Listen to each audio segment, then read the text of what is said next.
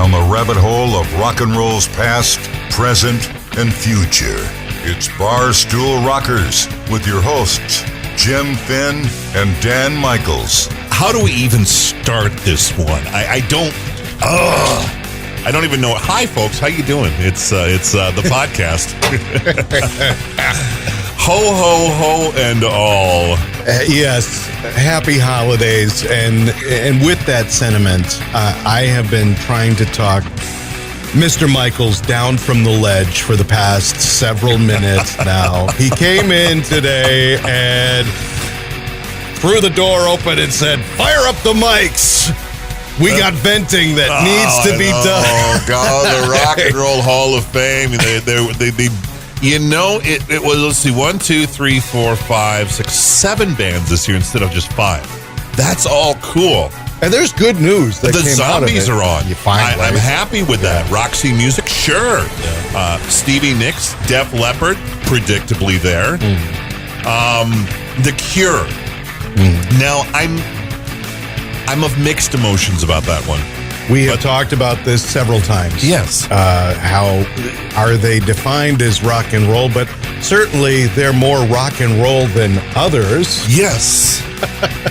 For example, here we go. Inductee number 7, which Rolling Stone magazine thinks is a wonderful thing, and that's the lead for them. Janet Jackson going to the Rock and Roll Hall of Fame. I don't get it. And to it's funny because to Rolling Stone, Janet Jackson, Radiohead, and The Cure are the headline. Oh, also Def Leppard and Stevie Nicks got it. And you know, I'm a Radiohead fan. We've talked about this before too. There are many bands that could tolerate waiting to be inducted into the Rock and Roll Hall of Fame. They Tom could. York doesn't even give a crap about the Rock and Roll Hall of Fame. No, so it's just it's an interesting. I don't get it, but where do you go? But yeah, they did 7 bands this time around instead of 5. The induction is going to be at the Barclays in New York on March 29th. And Dan will be there. Yeah, right. With bells on. You weren't at Cheap Trick. Trust me, I won't be there for Janet Jackson. Well, apparently Janet Jackson is more rock and roll than Ozzy, than Ronnie James Dio, than Alice in Chains, Megadeth, Pantera, Judas Priest, Iron Maiden, Motorhead, Blue Oyster Cult, 9 Inch Nails, Motley Crue. Scorpions. I could go on.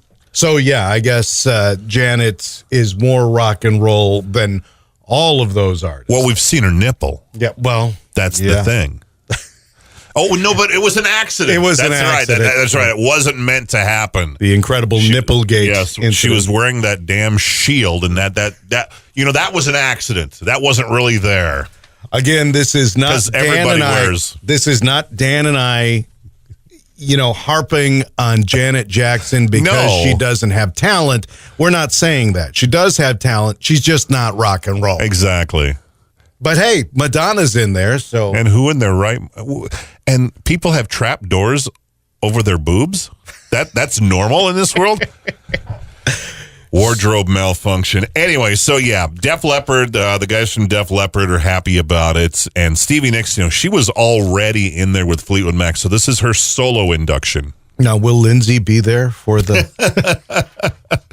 I'm betting he'll not. be there in the wings to congratulate. Well, Lindsay, the Lindsay thing with Fleetwood Mac is another interesting topic we got to talk about just a little bit today. So, okay. Oh, man. Are we? I just don't get this. Well, this is the, let's see, some other notes from it, just for those who didn't pay attention or didn't, keep track of it earlier, or aren't as animated about it as me, maybe, or us.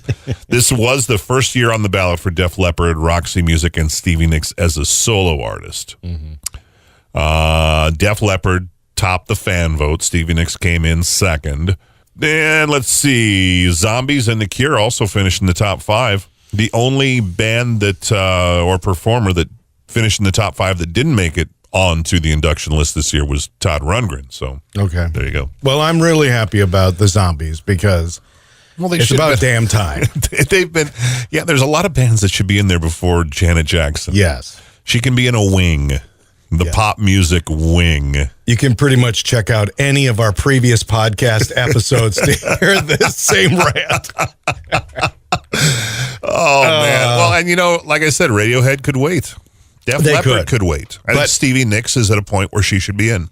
But I'm not going to be upset about Radiohead. I'm not even going to be upset about The Cure, even though, The Cure could go into a separate wing. The primary gripe is the Janet Jackson thing. And just the genres they go with. Yeah. So it's over 1,000. The international voting body is more than 1,000 artists, including current living inductees, historians, and members of the music industry. And Dave Marsh. I was waiting for it. I knew that was coming. Dave Marsh just represents the Rock and Roll Hall of Fame to me. Right. He does. Yeah. And it's like, this is the perfect time of the year for this because Dave Marsh in my head is Mr. Shirley on National Lampoon's Christmas Vacation. So I'm like in that Clark Griswold point where I just want to sit there with a glass of nog in my hand and do the rant from the living room when everything's burning down around him. But did you send him a Christmas card? You sent him a Christmas card. Oh, God. Yeah, I got a Christmas something for him. I think there's chunks of cashew in it. I love Mr. Michael's rant on Dave Marsh because it's going to happen. Anytime we're talking about the Rock and Roll Hall of Fame, you can set your watch to it. Yes. Yeah. So the release says factors such as an artist's musical influence on other artists, length and depth of career, and the body of work, innovation, and superiority in style and technique are taken into consideration. No, it should be rock and roll. It should just be rock and roll. There you go. Unless you want to make it the Music Hall of Fame and you have separate wings. There you go. Wings make sense. Wings work. Yes. We have a Christmas tree, though, so there. Yeah. That's all good. Yeah. You're doing a good job at decorating the space. Do you like the big penguin? I too? do. Yeah. Do you light him up? Yep. Some days it varies. Sometimes the Christmas tree is lit up, the lava lamps are lit up, and the big penguin. It's a very psychedelic studio. We'll just have to go out and fire up the generator and light them all up at the same time. So, want to be ready when Janet comes into the studio and shares her eggnog with us. Exactly. So, what else do we have? Fleetwood Mac. Lindsay settled the suit he filed against Fleetwood Mac for wrongfully dismissing him and all the different things. And then the very next day said they're a cover band. How's that? This drama just continues, doesn't it? I put up slinging of mud back and forth between each camp. It came to a peaceful place, and he made a statement about how he thought that maybe eventually there could be a peace and they could get back together for a farewell tour. And there was an email from Christine McVie saying, I had no part of this, blah, blah, blah. I think it may just be Stevie and Hurt and blah, blah, blah. Yeah, we know I think, she wants you back in here, truly. Yeah, yeah. And, I guess when he came out and said Fleetwood Mac was just a cover band, I wanted to go, well, gee, Lindsay, how about Peter Green and Bob Welsh? What would they have said about, Fleetwood Mac in 75? It sounds like a cover band. That's a very good point. So, a very good point. Yeah. But it was the commercially successful version. Incarnation of the band. Exactly. And I love it. But, you kind of got to watch those statements you make. So, well, we just wait until Lindsay is back in the band, which inevitably it'll happen. Will happen. It's going to happen. Yeah. It just got to happen. Yeah. Also, speaking of cover bands, Ace Frehley says Kiss is a cover band now. Because Lindsay said it, so Ace has got to say it. Ace has got to stay in the news. He's got music out there and stuff, and he wants back in the band because he made that comment about, well, I'm not gonna. Apparently, it's in his contract that he can cancel his dates if he gets called back up to Kiss. Because he thinks they're going to call him. You keep hoping, Ace. So there's that one. There's that old Dusty Springfield song, hoping and wishing and praying. Yeah, that's right. So I mean, I don't think I don't think Peter Criss is in shape to do it. No. So then an original band, an original Kiss. I guess they could take Peter. What are they going to do? Get rid of Tommy? And replace him? Well, with Tommy Ace? and Eric, and put Eric and Peter back in. Slow all the tempos down, and I don't know. Yeah, I don't know. Kiss is a. That's an interesting one there, because you got Paul with the challenged vocals, and if Ace was out there, who knows what would happen? I could just see that thing exploding so like thermite going up. It would go up white hot. And now why have any rules at all? Why not just, there's no reason that Tommy and Ace and Eric and everybody couldn't be a part of it at some point. Bruce Kulick in there. Look at what Foreigner did, and I know that's a different entity than Kiss is. Much more mature entity, too.